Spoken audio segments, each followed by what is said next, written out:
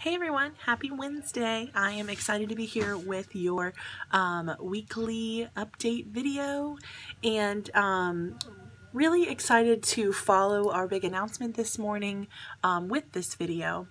If you weren't present for the announcement, as soon as I post this video in Slack, I'm going to post that announcement video just behind it, so make sure that you watch it.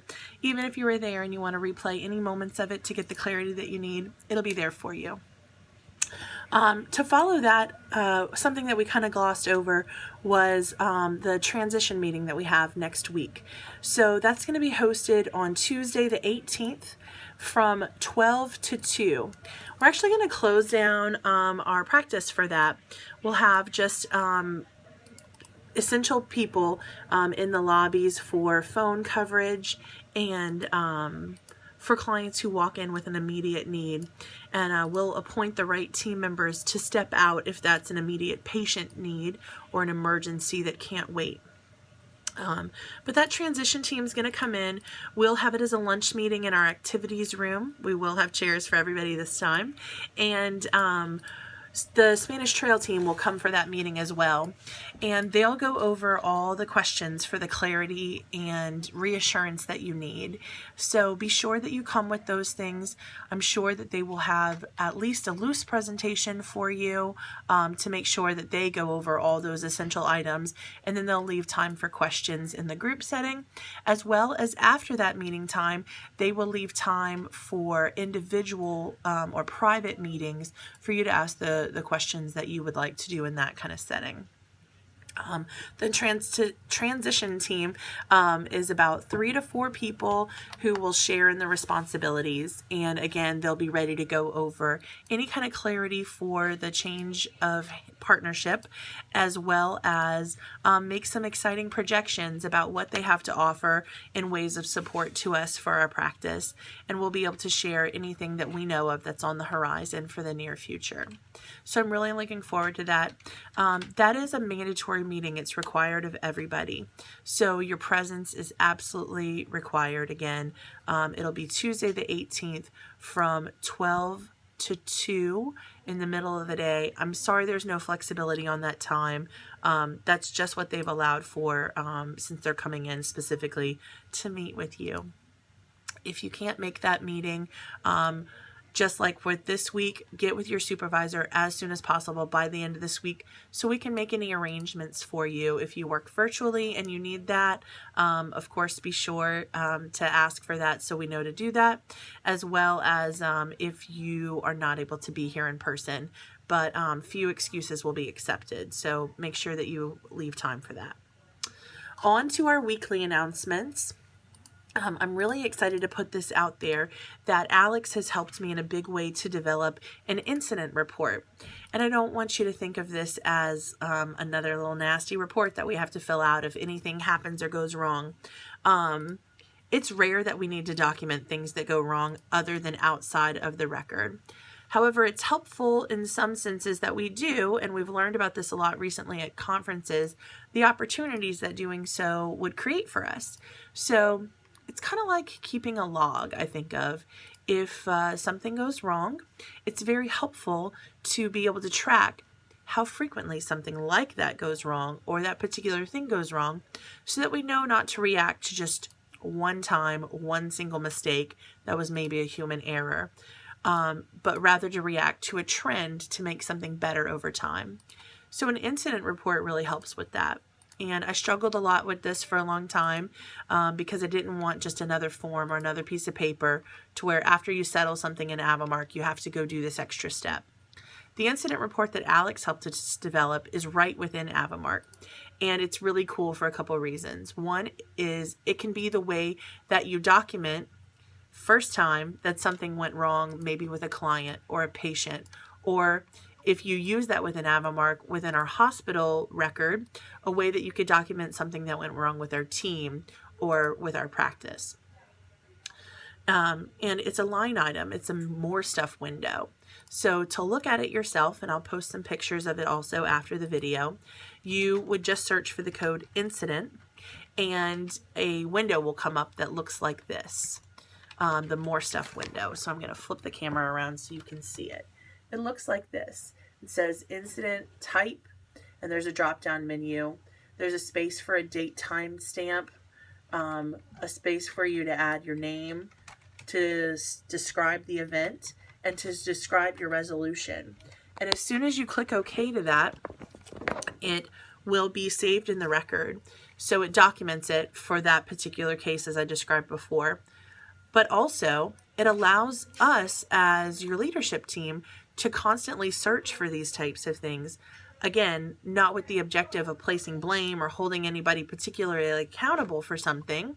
Those things may or may not happen, but really with the primary objective of catching on to trends of how frequently you maybe struggle with something or our clients struggle with something from us that we can then make better with the right information.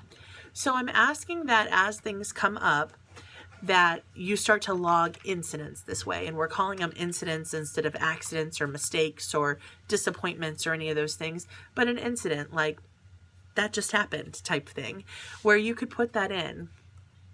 You'll find on the drop-down menu that there are some certain categories, and this will help us to filter what type of incident that you kind of class it as. So we have a financial, where maybe somebody was disappointed with money, or we made a mistake with money in some kind of way.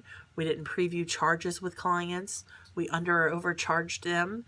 Money was mishandled maybe. Money was the source of disappointment maybe. Something like that. We have a timely category, which would be where time was the source of whatever kind of thing we didn't feel was successful occurred. Inventory.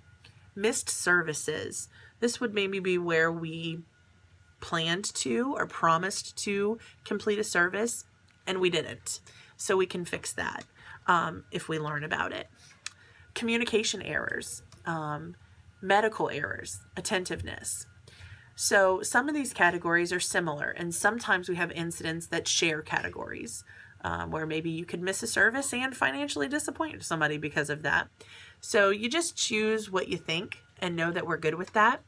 And we will search for these in general, and we'll class them later on individually. We might reclass them for you if we have a different opinion on how that actually was founded, and that's okay because you did your part in reporting the incident. But again, we'll look at these periodically, pretty routinely, I'd imagine, in the beginning, so that we can figure out if we can create trends off of them and supply solutions for them. In some ways, this is called the Sentinel Events Log, and that's something that's required of us for AAHA. It's required for our AAHA accreditation that we maintain one for medical circumstances. But I think sometimes we avoid placing something in a medical category because it first shows up as a client service category. So I think of this as a way that we can not only enhance our client service, but that we can also enhance our patient care. I'm challenging you this week to go and look at this inventory, or this treatment item rather. You'll find it from the treatment list. You can add it to your own record as an incident report to play around with it and just remove it when you're done.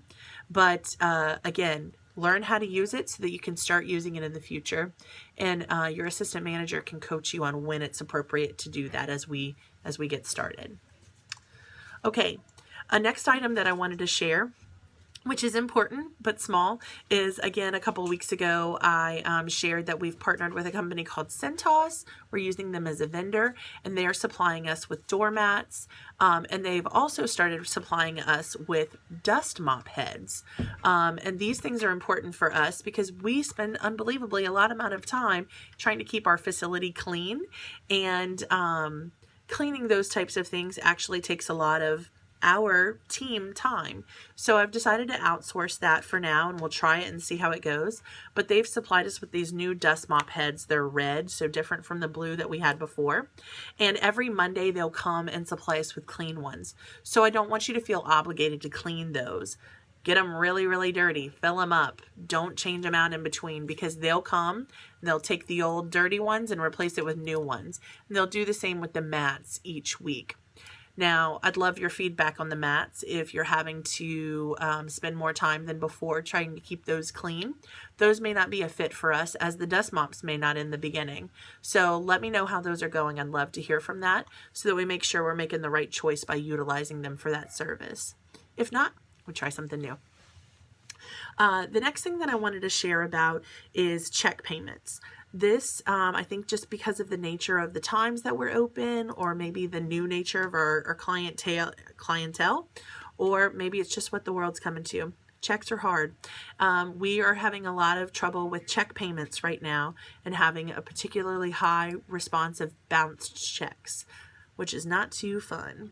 So, I'm looking for a solution to this. I think it's going to involve us not taking checks. And once I'm sure about that, I'll let you know. I just wanted to share that we're headed in that direction so that you could, again, share feedback with us over what you think the apprehension of clients may be and how you think that they would prefer to hear about this. What I was first imagining was doing an announcement to say, give some adequate notice, like what we did with Care Credit a few months back, that we would no longer be accepting checks as a payment, and reminding them what alternatives there are. I think now I take a lot of comfort in knowing that between iCare and Scratch Pay, our credit card processing, and of course that cash is always welcome, that with those 4 payment types, the checks certainly take a back seat as far as popularity and necessity, really.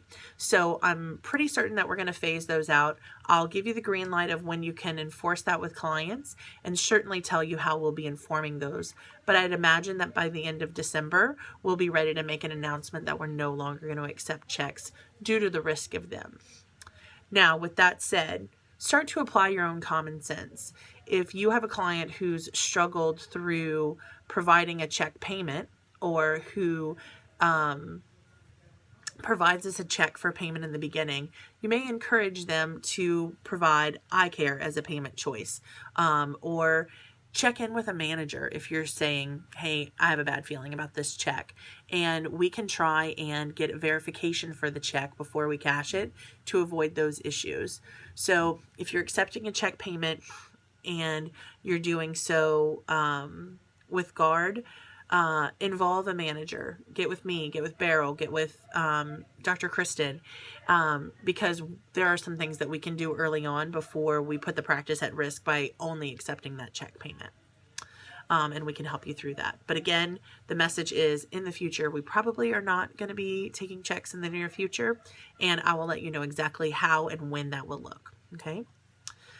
The next thing that I wanted to give as kind of just a little lesson of importance here is I want to make sure that we as a team don't take for granted just vaccine history anymore, for how to repeat, how to provide service.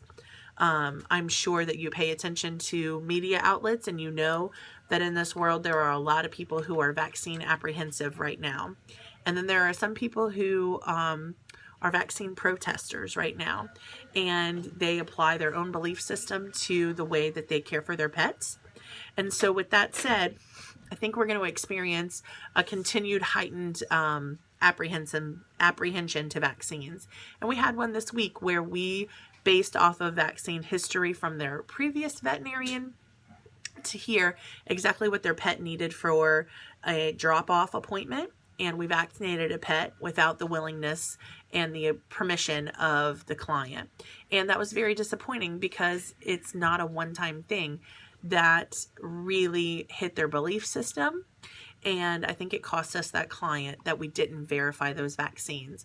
That situation could have looked drastically different had we confirmed their permission for each individual vaccine, so they knew that what they were getting and what they were asking for, because they wanted some but not others.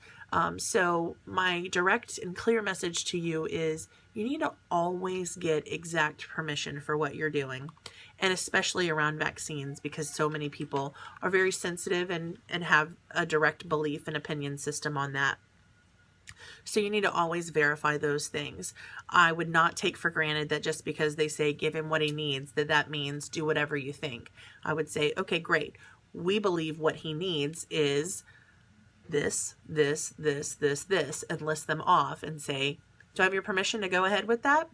I know that it's an extra step and that it's more fun just to assume and be the expert, but I promise you it's going to pay off in the long run, and it's probably going to be a habit change that we're going to have to permanently make. So I'd like you to start doing that, and knowing that when we didn't do that just last week, we really offended someone and we lost a great client because of that. So trust is one of those things that has to be constantly nurtured, and it's your responsibility to do that. So I'm empowering you all every day to do that, and I expect that you won't let me down with that.